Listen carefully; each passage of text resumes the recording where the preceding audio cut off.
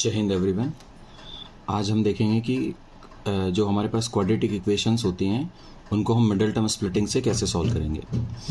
Quadratic equation हम उन equations को कहते हैं जिनकी डिग्री 2 होती है और जनरली वो ax² plus bx plus c की फॉर्म में होंगी।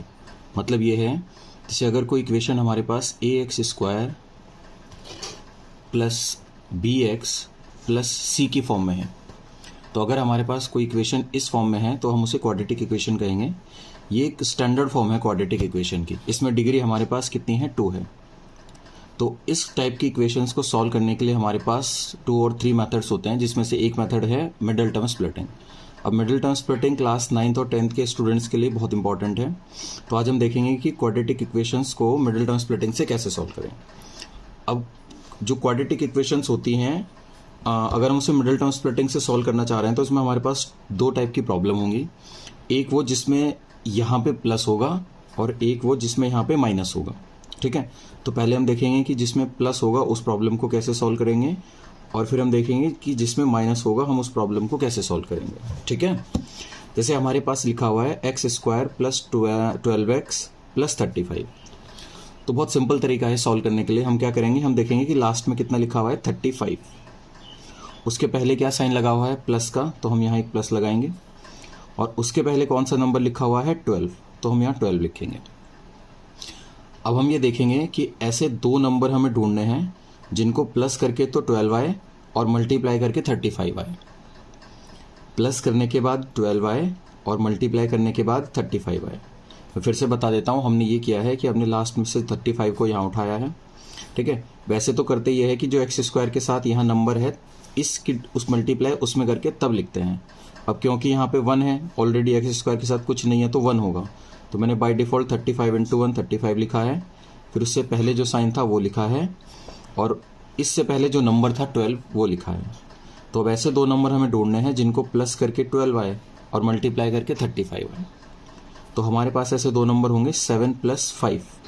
7 + 5 12 भी होता है और 7 × 5 35 भी होता है। ठीक है, तो अब हमें क्या करना है, x² प्लस, अब ये जो 12 है इस 12 को हमें 7 + 5 लिखना है। इस 12 को हम लिखेंगे 7 + 5, तो ये हो जाएगा 7 + 5 और 12 के साथ क्या लगा है, x, तो हम यहाँ x लगा देंगे, प्लस 35 इक्वल्स टू में आप चाहें तो 0 रख सकते हैं, कोई प्रॉब्लम नहीं है इसमें। ये हो जाएगा x² प्लस, अब ब्रैकेट के बाहर है x। अब इस x की मल्टीप्लाई हमें दोनों नंबर में करनी है।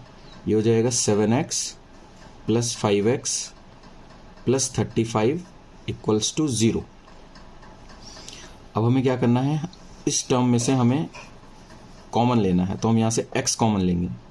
अगर हमारे पास x कॉमन आ जाता है यहाँ से और यहाँ से, तो एक x बचा यहाँ से।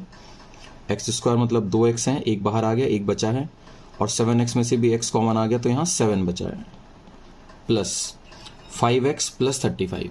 इसमें से हमें कुछ कॉमन लेना है। अब देखिए, कॉमन लेने में बच्चों को थोड़ी प्रॉब्लम आती है, तो मैं इसको थोड़ा सा यहाँ एक्सप्लेन कर देता हूँ। जैसे ये 5x लिखा है प्लस 35, तो 35 होता है 5 × 7। अब आप देखिए दोनों में क्या कॉमन आ जाएगा, 5 कॉमन आ जाएगा। और अगर मैं इसमें से 5 कॉमन ले लेता हूँ तो यहाँ से x बचेगा, यहाँ से 7 बचेगा। तो ये 5x प्लस 35 का मतलब ये था, तो हमने यहाँ से अगर 5 कॉमन ले लिया है तो यहाँ से x बचेगा प्लस 7 बचेगा, इक्वल्स टू में हमारे पास है 0। अब आप इस पूरी टर्म में देखिए कि यहाँ से भी x + 7 और यहाँ से भी x + 7 फिर कॉमन है, तो हम यहाँ से x + 7 कॉमन लेंगे। ठीक है, यहाँ से x + 7 लिया कॉमन, तो ये बचा x, और यहाँ से भी हमने x + 7 कॉमन लिया, तो हमारे पास बचा 5 इक्वल्स टू 0। अब क्योंकि ये क्वाड्रेटिक इक्वेशन है, तो क्वाड्रेटिक इक्वेशन का मतलब है इसकी डिग्री 2 है, और डिग्री 2 होने का मतलब ये है कि इसकी 2 ऐसी वैल्यूज़ निकलेंगी जिनको पुट करने के बाद ही 0 हो जाएगा। मतलब ये है कि क्वाड्रेटिक इक्वेशन के 2 सॉल्यूशंस होते हैं। तो वो 2 सॉल्यूशंस कैसे निकलेंगे, देखिए x + 7 और x + 5 दोनों को मल्टीप्लाई करके 0 आता है, तो इसका मतलब ये है कि या तो x + 7 0 होगा या फिर x + 5 0 होगा। तो यहाँ से x + 7 को हम इधर शिफ्ट करेंगे तो ये -7 हो जाएगा, और यहाँ से जो x + 5 है हम +5 को इधर शिफ्ट करेंगे तो x की वैल्यू -5 हो जाएगी। इस तरीके से हमारे पास 2 वैल्यूज़ आ जाएंगी सॉल्व करने के बाद। ठीक है, अब हम अपनी नेक्स्ट प्रॉब्लम को देखते हैं। अगर आपको ये समझ में एक बार नहीं आया है तो आप वीडियो को फिर से स्टार्ट करके एक बार दोबारा समझिए तो शायद आ जाएगा। ठीक है, अब हमारी सेकंड प्रॉब्लम है। अब आप सेकंड प्रॉब्लम में देखिए, यहाँ पे माइनस साइन लगा है। हमें जो पहला साइन है इससे नहीं कुछ मतलब है, हमें सिर्फ सेकंड साइन को देखना है। जैसे यहाँ पे इस साइन में आप देखिए, यहाँ पे प्लस है और यहाँ पे कितना है माइनस। तो जब यहाँ प्लस होता है तो हमें ऐसे दो नंबर ढूंढने होते हैं जिनको प्लस करके आए, और जब माइनस होगा तो ऐसे दो नंबर ढूंढने हैं कि माइनस करके आए। ठीक है, तो हमारे पास है 28 और यहाँ 1 है, तो 28 इंटू 1 हम 28 लिखेंगे। उसके बाद हम 28 के आगे देखेंगे साइन कौन सा है, माइनस का, तो हम यहाँ माइनस लगाएंगे। और माइनस से पहले हम देखेंगे यहाँ पे क्या है 3। तो अब आपको ऐसे दो नंबर ढूंढने हैं कि एक नंबर से दूसरा माइनस करके 3 आए और मल्टीप्लाई करके हमारे पास 28 आ जाए। ठीक है, तो आप सोचिए कि एक से दूसरे को माइनस करके 3 आए और मल्टीप्लाई करके 28। ठीक है, ये हमारे पास हो जाएगा 7 माइनस 4। 7 माइनस 4 करेंगे तो 3 भी आ जाएगा और 7 4 जा 28 भी आ जाएगा। ठीक है, तो हमें लिखना है एक्स स्क्वायर प्लस, अब हमें 3 को क्या लिखना है, 7 माइनस 4 लिखना है। तो 3 को हम लिखेंगे 7 माइनस 4 और साथ में कौन है x और माइनस 28 इक्वल्स टू में आप 0 लगा सकते हैं। तो ये हो जाएगा एक्स स्क्वायर प्लस, अंदर मल्टीप्लाई करेंगे 7 इंटू एक्स 7x, फिर 4 की मल्टीप्लाई करेंगे 4 into X 4x minus 28 equals to 0। अब एक्स स्क्वायर प्लस 7x में से हम x कॉमन उठाएंगे, यहाँ से हमारे पास एक x बचता है, एक 7 बचता है। ठीक है, 4x माइनस 28 में से हमें कॉमन लेना है। अगेन मैं आपको बता देता हूँ, जैसे हमारे पास ये 4x और 28 है तो इसको हम 4x से लिखेंगे और 28 को हम क्या लिख सकते हैं, हम लिख सकते हैं इसको 4 इंटू 7। तो दोनों में से 4 हमारे पास कॉमन आ जाएगा। तो हम यही करेंगे, हम यहाँ से कॉमन लेंगे -4। अब अगर हम यहाँ से -4 कॉमन लेंगे, देखिए यहाँ x बचा है। अब हमें यहाँ पे साइन लगाना पड़ेगा प्लस का, क्योंकि अगर मैं अंदर मल्टीप्लाई करूँगा तो वापस यही आना चाहिए, तो मुझे माइनस प्लस माइनस आ जाएगा वापस। लेकिन अगर मैं माइनस लगा दूंगा तो फिर माइनस माइनस प्लस बनेगा, वो गलत हो जाएगा। ठीक है, तो हमने जैसे ही 4 कॉमन लिया, यहाँ से x बचा, और देखिए अगर 4 कॉमन लेंगे तो यहाँ से 7 बचना चाहिए, है ना। तो ये हो जाएगा प्लस का 7 इक्वल्स टू 0। आप मल्टीप्लाई करके चेक करिए, 4 इंटू एक्स 4x भी आ जाएगा और माइनस प्लस माइनस और 4 7 28।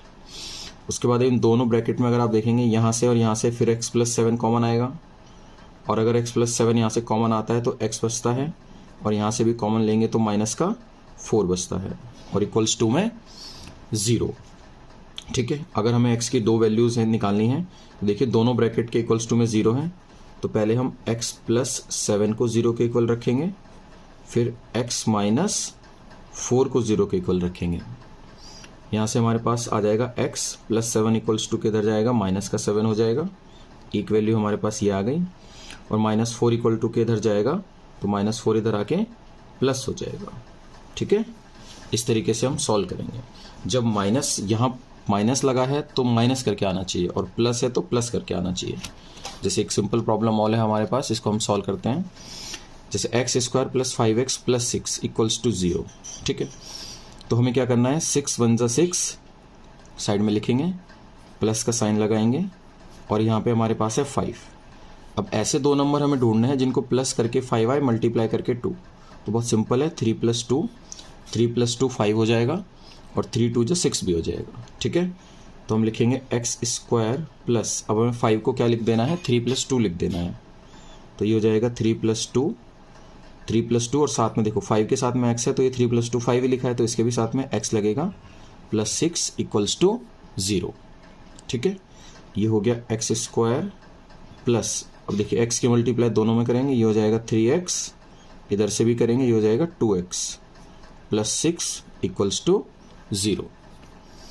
अब यहाँ से हम कॉमन लेंगे, दोनों में से x कॉमन आ जाएगा, ये बचेगा x प्लस 3 और 2x प्लस 6, ये है 2x प्लस 6, तो एक 2x और 6 को हम लिख सकते हैं 2 इंटू 3, तो दोनों में से 2 हम कॉमन उठा सकते हैं। तो यहाँ से 2x प्लस 6 में से 2x प्लस 6 को मैंने ये लिख दिया, 2 कॉमन ले लेंगे। अगर हम 2 कॉमन लेंगे, यहाँ से x बचेगा ये वाला, और यहाँ से 3 बचेगा, प्लस 3 इक्वल्स टू 0।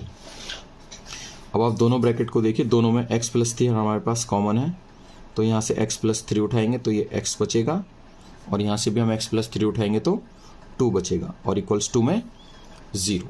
ठीक है, अब दोनों ब्रैकेट की मल्टीप्लाई 0 के इक्वल है, इसका मतलब हम x प्लस 3 को भी 0 के इक्वल कर सकते हैं और यहाँ से हम x प्लस 2 को भी 0 के इक्वल कर सकते हैं। तो x will be equals to, ये प्लस इधर जाके माइनस का 3, पहली वैल्यू हमारे पास -3 आएगी और प्लस 2 को हम इक्वल्स टू के इधर करेंगे तो प्लस 2 इधर आके माइनस का, तो दूसरी वैल्यू हमारे पास -2 आ जाएगी। आई होप 3 क्वेश्चंस करने के बाद आपको थोड़ा आइडिया लगा होगा कि मिडिल टर्म स्प्लिटिंग हम कैसे यूज़ करते हैं। आइए कुछ प्रॉब्लम्स हम और देखते हैं प्रैक्टिस के लिए। पहले आप एक बार इनको ट्राई कर लीजिए, है ना, वीडियो को पॉज करके आप एक बार खुद ट्राई करिए, उसके बाद फिर आप आगे वीडियो चला सकते हैं या आपको कंटिन्यू करना है तो आप कंटिन्यू करिए। जैसे इस क्वेश्चन में अगर हम देखेंगे x² + 8x - 84, ठीक है। अब हमें सबसे पहले 84 × 1 है तो हमें यहाँ लिखेंगे 84, फिर माइनस का साइन लगाएंगे और आगे लिखा है प्लस का 8 लिखा है तो हम यहाँ 8 लिख देंगे।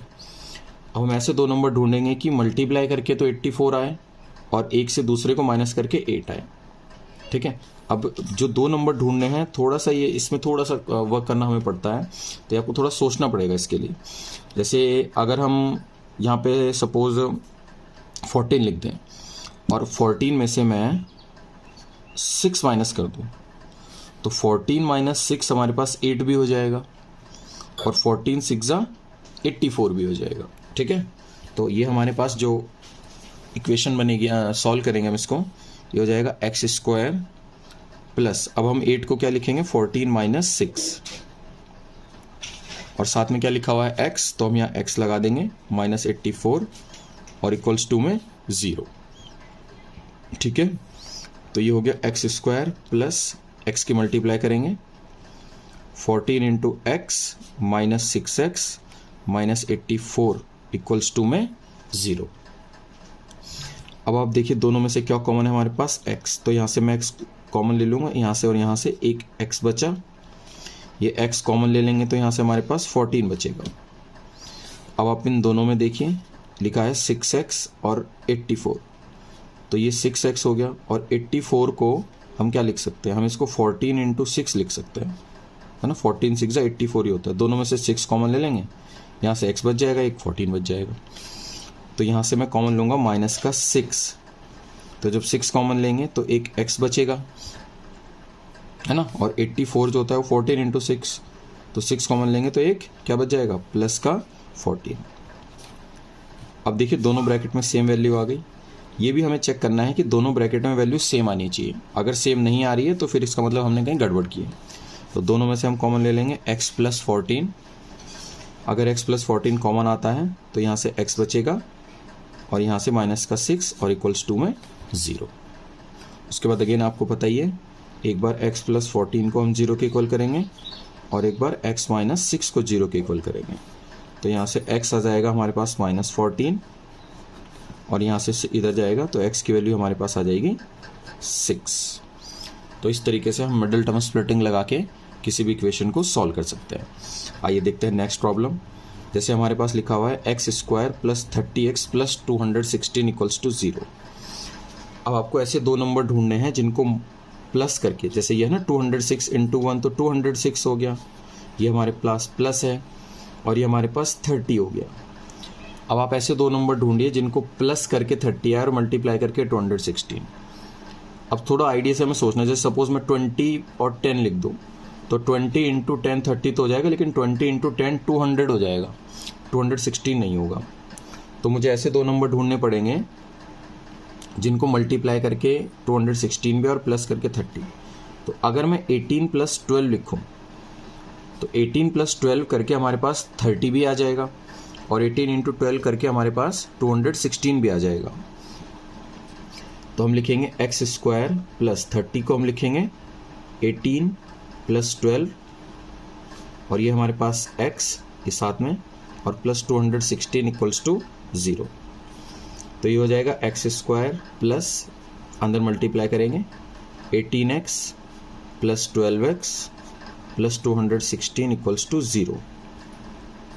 अब आप दोनों में से x कॉमन उठा लेंगे, यहाँ से बचेगा हमारे पास x + 18 और यहाँ से भी हम क्या कॉमन लेंगे, देखिए 12x और 216 है तो 12x को तो हम 12x लिख सकते हैं और 216 को हम क्या लिखेंगे, 1216 को हम 12 इंटू 18, अभी हमने देखा ये 12 इंटू 18 लिख सकते हैं इसको, ठीक है। तो अगर हम यहाँ से 12 और 12 कॉमन ले लें, है ना, तो यहाँ से हमारे पास 18 ही बचेगा। तो अगर मैं यहाँ से 12 कॉमन निकाल लेता हूँ तो यहाँ से हमारे पास एक x बच जाएगा और 216 में से 12 कॉमन लेके हमारे पास 18 ही बचेगा।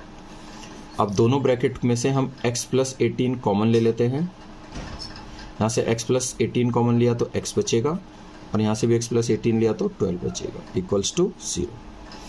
अगेन x प्लस 18 को हम 0 के इक्वल पुट करेंगे, x प्लस 12 को भी हम 0 के इक्वल पुट करेंगे, तो यहाँ से हमारे पास x आ जाएगा -18 और यहाँ से x आ जाएगा -12। तो इस तरीके से हम क्वाड्रेटिक इक्वेशन को by middle term splitting solve कर सकते हैं।